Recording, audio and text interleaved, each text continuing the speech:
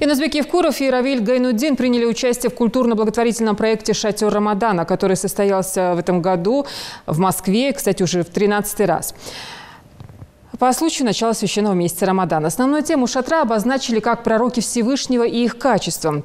Традиционно в рамках шатра проходят вечера национальных республик России, стран дальнего и ближнего зарубежья.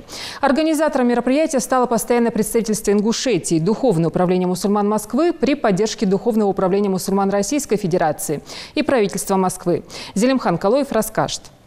На мероприятии собрались сотни людей. Среди них члены Государственной Думы и Совета Федерации, представители правительства Москвы, религиозные и общественные деятели. Мероприятие началось с официальной части. Поприветствовать собравшихся вышел глава Ингушетии Янузбек Евкуров, отметив, что шатер Рамадана традиционно собирает людей самого разного статуса, разных национальностей и вероисповеданий. Я сегодня хочу всех нас поздравить с этим священным месяцем, пожелать нам сил, терпения, не только духовного, душевного, не только вытерпеть голод или жажду, а сил и терпения в душе, в чистоте, помыслами, поведением пронести вот эти дни этого месяца.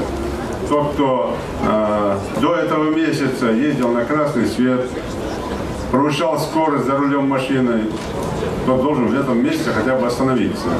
Я, выступая в мечети, в Назране говорил об этом. Тот, кто пил, я имею в виду спиртные напитки, конечно, лучше вообще не пить. Но если он не может без этого, вот тогда воздержись в этом месяце. Тот, кто курил, лучше, конечно, не курить. Но кто не может от этого без этого жить, в этом месяце воздержись.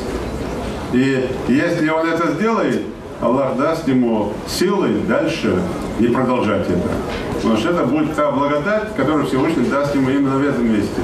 Главный муфтий России Равиль Гайнуддин, приветствуя всех собравшихся на вечере, отметил добрые братские отношения, сложившиеся между Духовным управлением мусульман России, Советом муфтиев России и главой республики, правительством и парламентом Ингушетии. Трудные моменты, когда решаются вопросы дальнейшего развития нашей мусульманской уммы, когда рассматриваются вопросы жизнедеятельности религиозных организаций мусульман, будущего развития мусульманского образования, а также строительства мусульманских наших религиозных культовых сооружений, учебных заведений, Янузбек Бамадгиреевич принимает государственно-политически правильный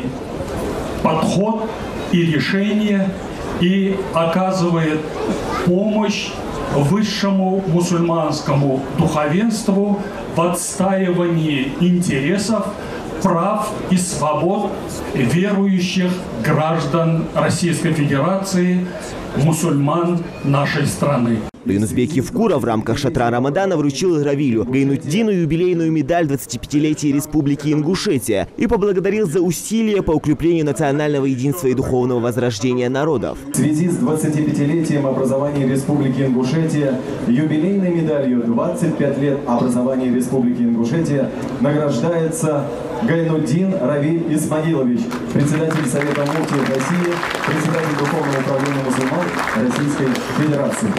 Для меня честь сегодня получить этот юбилейный подарок, медаль Республики Ингушетия. После захода солнца начался праздничный ифтар с блюдами национальной кухни. Этот ифтар меня пригласили мои ингушские друзья.